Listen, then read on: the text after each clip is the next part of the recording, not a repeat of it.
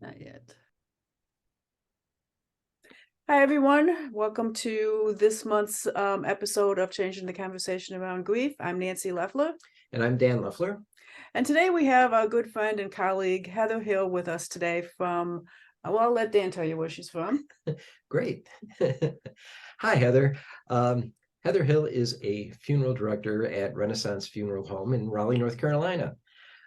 Heather's been in the funeral industry now for 8 years and feels that her past career in healthcare and traveling the world as a flight attendant has led her to this passion. The opportunity to work with families in their time of need is a calling, and Heather provides a personal approach helping families. She also advocates for green burial, end-of-life care, and providing a meaningful memorial service as needed. And we'll talk about that in a bit. Heather is a recent widow and is raising 3 children along with the help of close family and friends. And having experienced such a profound loss in her life, she can connect with others at their level and offer support and a shoulder to lean on. And with that, I want to say welcome. Yes, welcome, Heather. Thank you for having me. It's so good to see you both. It's good to see you as well. Would you like to share anything else about your story before we dive into the conversation? No, thank you for reading that. I've used that bio before, and I like that the part it says recent widow. And while it's been almost 8 years because he died right around the time I started in this new career, it's, as you guys know, it still feels recent to me. It feels recent, and yet it feels like it's been a long time. But yes, my husband died shortly after I started working in this career, and as we were talking prior to this Zoom, the kids are growing up all around us, and at each stage, his presence is definitely missed, and it's been a journey, as you guys like to say, and I agree with you. So thank you again for having me. I hope we can have some rich discussions today. Thank you. Yeah, and we can really relate to that. It's been a minute, but it's been 22 years. Today is the 22nd anniversary of Leah's death, so it's really fitting that we're doing this today because we feel that our work honors her. So let's dive in. We have a few questions that we've come up with, and I know that as we go along, other thoughts and questions will come up. So maybe you can go ahead. Well, what I'd like to say is, because it is, the 22nd anniversary, I remember being in shock and faced with having to make arrangements and not knowing just where to start. And I'm sure that is a common experience for most people. And the idea of, what should your expectations be? Because it's probably your most vulnerable time. You've had to face a loss of someone dear to you, and being confronted with those kinds of decisions. Well, and maybe there's 2 questions there. That there's one is the pre-planning aspect, and you can go in when you're not in the midst of, when you're not in that vulnerable time. But what about us? Why would we pre-plan our daughter's funeral? She was 17. So maybe there's a few different topics you can help us with there. On top of that one, I think, that's why it is so important to research funeral homes before choosing one, even in that time of grief, because, on my end, I think about this being it's such a vulnerable time. From the minute somebody picks up that phone to take the call, to meet you where you are when you're making that phone call. I think first impressions when the funeral home picks up the phone is really important. So if you are confronted with that situation, which many of your viewers already have been, I think they can attest to the fact that how that phone call is handled, whether it's a phone call or whether you're walking into the funeral home. I think as funeral professionals, it's our job to remember that this is a day-to-day thing for us, but this person making that phone call, it's really hard to make that phone call. I usually thank people. I know this is a really hard phone call to make. Let's just take things step by step and acknowledging what they're going through. So choosing a funeral home that is one of the most important aspects. They can um, suggest things that you may not have thought about. Their job is to literally hold your hand and walk you through all aspects of this. And to keep you from, guilt or grief buying either. Well, I didn't spend much time with this person, so I'm going to give them the best because of my guilt. I think we're really cognizant of that. A good funeral director would be. And while I understand that, let's make the right choice for you. Now, if she loved a cherry casket and that was her favorite thing, absolutely. But there's a fine line between making the right choice and making choices based on grief and at that moment. So I think, trusting who you're calling is really important.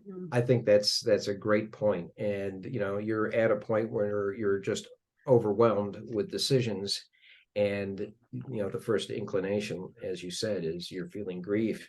And then what do you do for this person that is no longer there? Right. Having that balance and being able to make a suggestion, in a helpful way, goes a long way into building that trust. And I think that's what we found, and what you hope for in a relationship that you're developing with a client.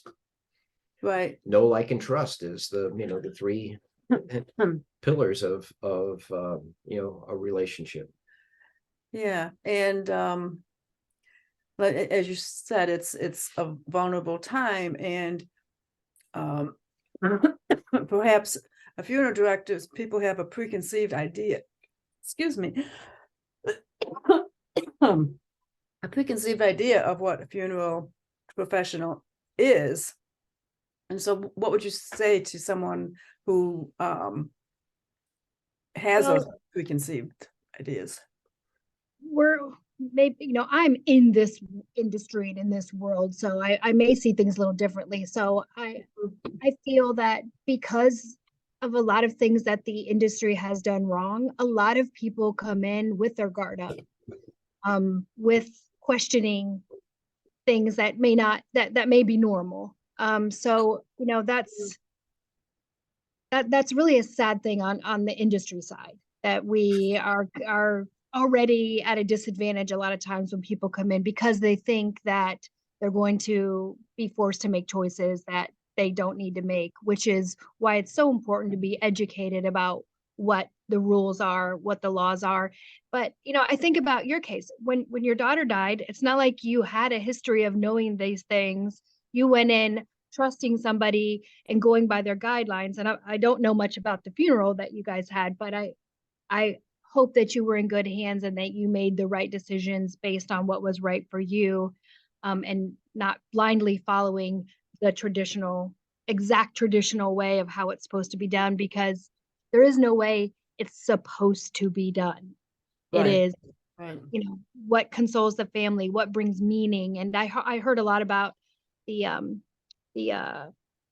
get together or the memorial or celebration that you guys did after the fact outside. And Yeah. I'm so glad that you had the time to do that. And speaking of time, I think that's something too, when people are so quick to automatically, let's get this done. We, get the ball rolling, because in our grief, sometimes we go into business mode. I call it business mode, where, okay, we've got to go to the cemetery, or we have to go to the crematory, or we have to, there's this list of things that we do, which I think can be helpful to keep us going, because we're continuing to care for our loved one even during a funeral. I mean, we're still continuing to care for that person. That's another way to show love, is by continuing that, by planning these things.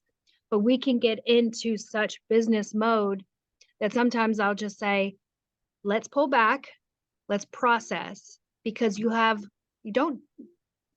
one chance to do this and one chance to do it right.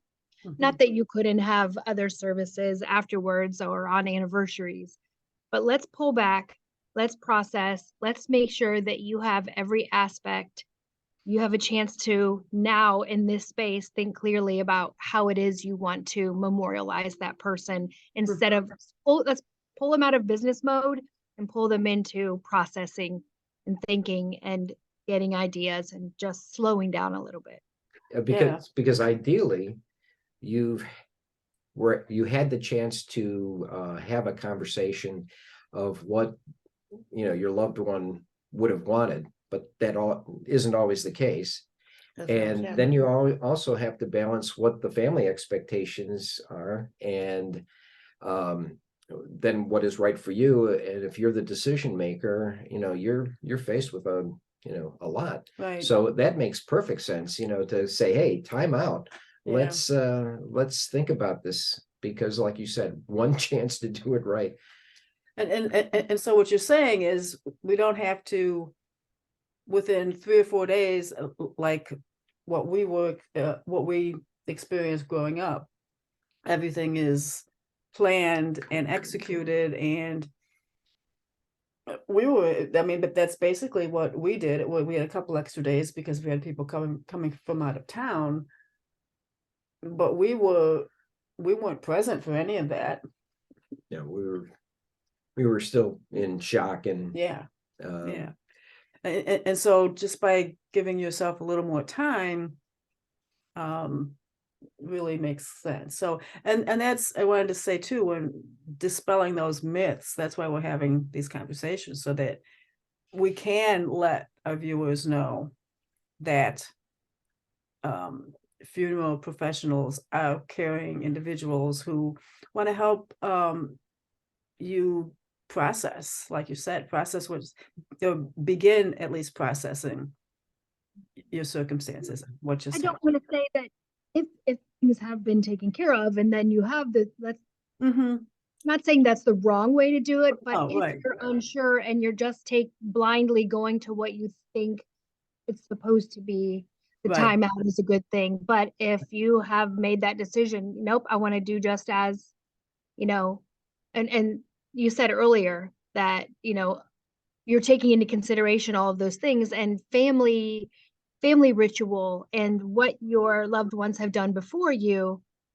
is also taken into consideration. But although that is also changing, but yes, to pull back yet again, finding the right professional to take care of all those things that we've talked about for the past 2 minutes is really important.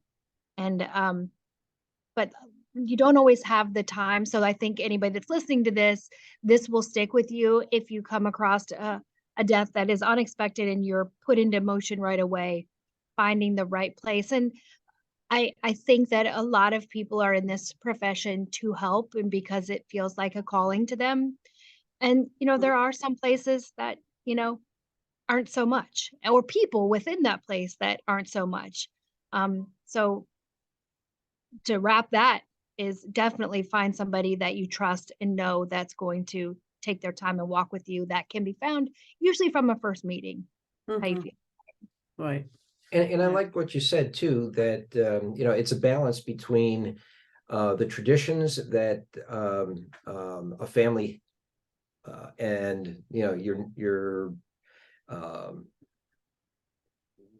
neighborhood, your church community held as normal, and the things that are now options that may not have been available a few years ago. Maybe we can talk a little bit about that, and how you can blend the new with the old. In the introduction, you mentioned I mentioned green burial and some of these other things. Let's explore that a little bit. Yeah. Of course, funeral traditions are the slowest to keep up with current. I don't like the word trends, but it is very steeped in ritual, very steeped in family history, and so we're slowly seeing, well, not slowly, we're seeing a rapid rise in cremation. And having to tailor memorable services with cremation. So that is Mhm. in one piece a different thing that people are doing. My grandfather was cremated. He was the first one ever in our family to be cremated. And we found a way to find a meaningful memorial service for him, honor him, and we were still able to say goodbye to him. As you both know from coming to Death Cafe, we always reiterate, if it's right for you, I never make blanket statements, a chance to say goodbye to your loved one. That's so important. So still offering cremation with a amazing memorialization or memorial service. And that is not new, but that is definitely rising in America. Then we But also can I ask a question while you're Yeah. talking about that? It occurs to me that you can, with the cremation, if someone isn't ready to do a memorial right away because of the things we were just talking about, is that a place where you can put some more space? Absolutely, there's more space with cremation, and we all experienced that over COVID. I just did a funeral 2 weeks ago of somebody that died over a year ago. Mm. So COVID is a whole other webinar, right? Right. Yeah, And how definitely. we dealt with that. But yes, you definitely have and I always exactly say this in the room, not that there's a good thing to say about losing someone and doing cremation, but it does offer more time to be able to really plan out a service or do it on their birth date the next year, or on the actual anniversary of the death date the next year. So yeah, you do have a lot more flexibility and getting people in from out of town, because a lot of people don't live in their hometown. So Right. Yeah. that's an excellent point. We also offer green or natural burial, which it's actually not new. It's how we took care of our dead prior to embalming and industrialization of the profession, which is no embalming, biodegradable casket, and no outer burial container. And while two of those things are allowed anywhere, it's the third thing that isn't. So you can choose not to embalm. Embalming is not required by law anywhere within the United States. The only time embalming is required is when somebody's person is being shipped out of the country. There are some states that have rules that if the cremation doesn't occur within 24 to 48 hours and they don't have refrigeration, then you need to do embalming. I've heard from lots of families that I've sat with that were doing cremation that wanted to say goodbye. Well, they wouldn't let me say goodbye unless the person was embalmed. That is not true. You need to go to somewhere else or question that. Embalming is never required. And the only one there is if it's an infectious disease, which COVID, we didn't know what we were up against. Nobody did. But not many people wanted to say goodbye during COVID. They didn't want to even come in, but I don't want to go on that route. So just knowing that embalming is not required. If you find a funeral home that says it is required, find another funeral home. And then, so finding a cemetery that will allow for green burial. The only thing that, what we're looking at there is a cemetery that does not require the outer burial container. We call it a vault or a grave liner. So if they don't require an outer burial container, you can have a biodegradable casket, no embalming, and the body goes directly into the earth and natural processes happen. And it's a very beautiful thing to do. And it's of course, very natural way to go. And if it's the right fit for you or your family, seek out a cemetery in your area that offers green burial. In Raleigh, we have 3 now. So it is a great option. There is the Green Burial Council that you can visit for cemeteries in your area that allow for green burial. Okay. And there's also now a process called alkaline hydrolysis, which is cremation, but it's water cremation instead of flame cremation. A high alkaline solution is used to break down the body like it would and to get remains back like cremation. So there's lots of options. There's body donation as well. If you want to donate your body to science, so you can help doctors learn how anatomy, and that's an option as well. And check with your local hospitals or your local universities to see if that's an option for you. Sure, sure.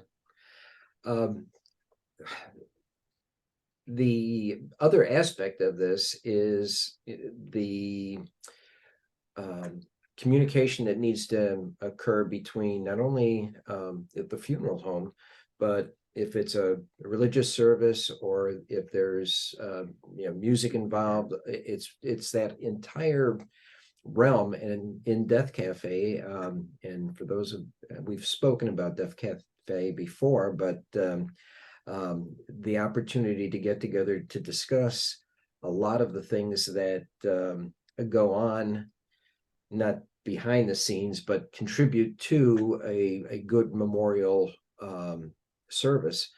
And I know we've met some wonderful people there in Raleigh, and the connections that you make also can contribute to a very satisfying and memorable memorial. Music is such an important part.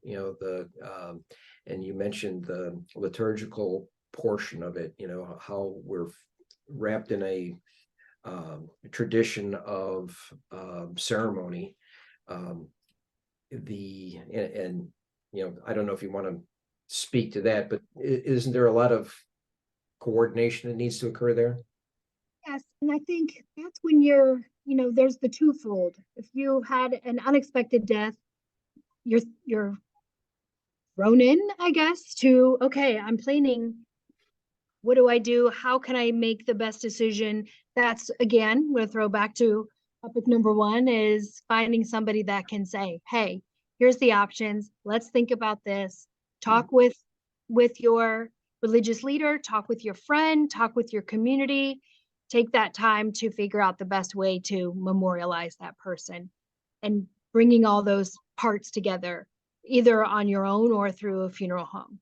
And then now the second important part of this question is, if you are planning for your own, which I think we should all do, those are things that you can pre-plan for. Write down, I would like to have my service at my home church, and I want these songs sung, or I want to be cremated, and I want to have you guys meet at a park outside, either in the spring or in the fall.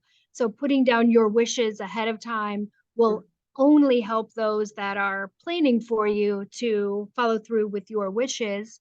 And I can't say that without also saying that it is important that the grievers their choices are also honored. Well, and that brings up another question. When you are facing a death, whether it's unexpected or not, because death brings up all kinds of vulnerabilities in families, what happens when you have a large family or not so large family, and they don't agree on either what the person who pre-planned their service wants, or if they can't come to terms with planning a memorial? How do you mitigate that? It's a tough one.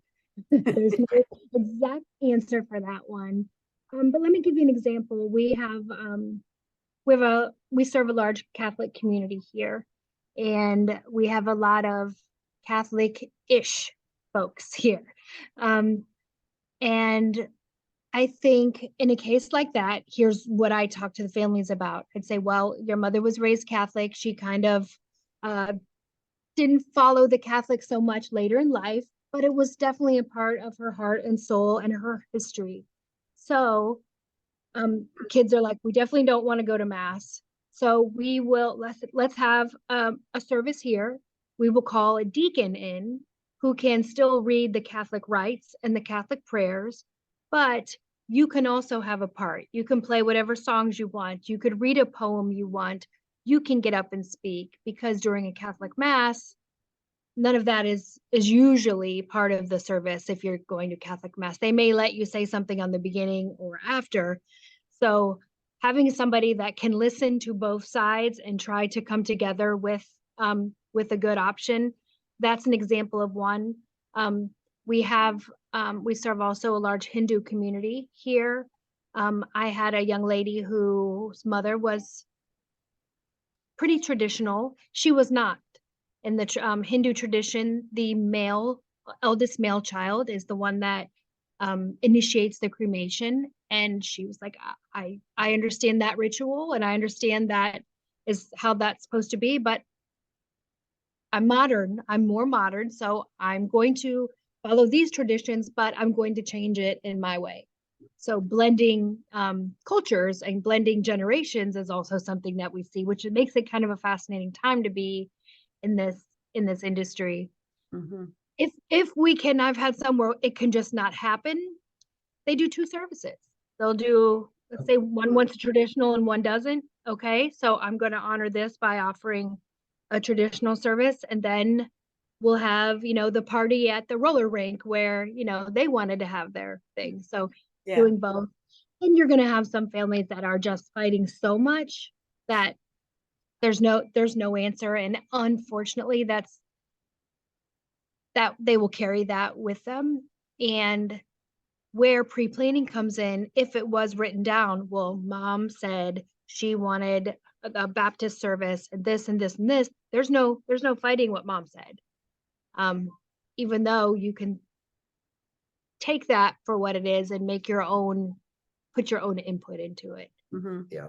And I think that's great. The pre-planning aspect of it. And, I think Renaissance does a good job of that. And I think that is a valuable takeaway from this. As difficult as making those arrangements, if you're faced with, okay, well, now what am I going to do? Or what do I want? Yeah. But there are guides, aren't they, that are available that can help step you through the process. Any thoughts on that? There are all kinds of each funeral home usually does have a guide that's very basic. What is your basic information? Because at the time of death, we collect vital statistics, parents' names, mother's maiden name, where they were born. So it has a page for that. And then what songs do you want? Do you want your information to go in newspaper? I call the funeral the hard scheduling, and then, or the disposition, the hard scheduling, and then we have the soft planning, hard planning, soft planning, and then there is all the other things, of course, that come along with helping when you're planning for yourself. Is what's my Google password, what's my Vanguard password. That is, of course, in itself a whole other Right. a whole other thing. But having a booklet like that, whether it's from a funeral home, we have them here, hit Amazon. There's some funny names of some funny books on Amazon that get your SH together and I'm dead now what. There's a lot of workbooks out there that can only help your loved ones. You're doing it for yourself because you want the disposition, but show how much you love somebody by, here, I've done it all you have to do is pick the date. Right. Exactly. Yeah. Let's end our conversation today talking a little bit about Death Cafe. We met Heather at the Death Cafe in Raleigh. You said you have been doing it since 2016, which is a lot longer than we've been a part of it. So tell us a little what Death Cafe is, why you do it, and anything else about it that you'd like to share. Because we serve good food. That's why I do it. To eat. Heather's always a list. It is. I think when I first started, I had done a lot of research about death and dying, and I happened to run across Death Cafe, and I'm like, what kind of name is that? That's a silly name. Why would somebody? Is it a place? It is. It's not a place. It's not a restaurant. Although we eat here, it is a program that is all over the world. It started in England by Bernard Bernard Krataz was the person that came up with the idea, and Death Cafe was built for communities to pick up and meet with other people, to have open table discussions that talk about death and dying. What I like about it is, I'm going to tell you what I like about it and why I started it. I like it because there's no topic. It's not markety. Oh, funeral home's having this, so they're just going to want me to come and pre-plan, which we like you to do that too. But this is not that. This is not marketing at all. It is, let's just talk about whatever you want to talk about. There's no planned topics. Like this week is green burial, next week is pre-planning, this week is we don't have planned topics. We go around the room, we introduce ourselves, and from what people say why they're here, maybe they say, I'm here because I want to learn about green burial, or I'm here because first off, it's a funny name and I just wanted to come to see what this is all about because my neighbor came and she's like, you need to come too. How many people we get just from that? But it's not me present, doing presentations on things. I do input because I have some knowledge about some of the answers, but I started it just to kind of be informational and to get people talking about death and dying. We don't talk about it. We feel that when we talk about death and dying, and as you both know, it's not in a morbid, sad way. I mean, we have sad moments, but we really try to make it a positive, fun experience because none of us are getting out of here alive. And you knew I was going to do this. The death rate is at 100% now, according to Google. You know, that's my shtick. Right. So let's talk about it. Let's not make it something. Of course, death is hard. Death is sad. Death is definitely not a fun topic. But once we realize that, and I know that sounds silly coming out of my mouth. Once we realize we're all going to die, we know we're all going to die, but we don't think about it very often. Exactly. Don't want to think about it, right? Yeah. Nobody wants to think about it. Nobody wants to bring it up and talk about it. And the reason I brought it here is because I would sit with so many families in my conferences, and I said, well, have you talked to them about what they'd like? Well, we just never talked about it. It was just too hard to talk about. Right. We need to destigmatize. Yeah, and Right. so many people, those in the time that we were there, which was probably 3-ish years, the topics we covered were so vast. And like you said, some people went through an experience with their loved one that they didn't want to experience for themselves, and they wanted to know, how do I change that? So they brought that to Death Cafe. And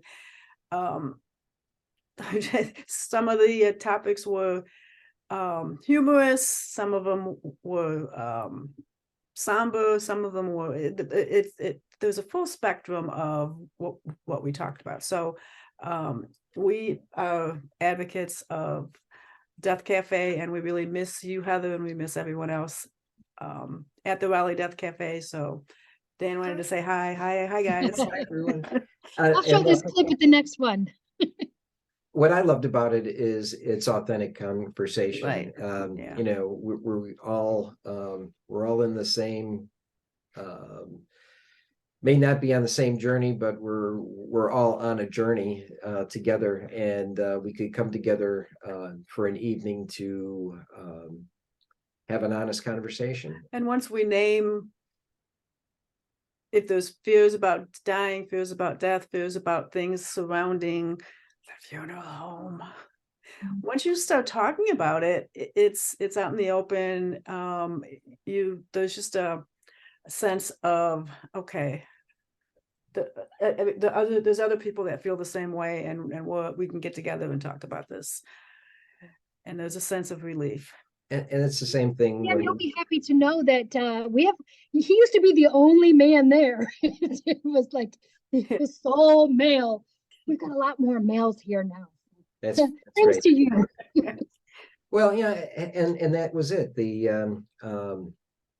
time that we've spent in these kinds of conversations and doing this webinar series about having those difficult conversations, break down the barrier toward being authentic, and that's what we're trying to do. That's what Death Cafe allows us to do. And, there may be an opportunity for us to start our own cafe here. And, Right, yeah. and that might be what we need to do in order to continue the process. Right, right, right. Well, this has been an amazing conversation, and we could continue this conversation for a few more hours. However, we are at the end of our time. Before we end today, Heather, is there any last last words that you would like to share with our audience? Sure. Um, I'm trying to think of something really epic to say. I've just, I just really want to go back to point one. If you have had a bad experience with planning or working with funeral homes, there are some good places and some good people out there. So please make sure that you call around, let them pick up the phone and hear how they handle your phone call. So choosing the right funeral home is really important because it can literally change everything. And just keep that in mind.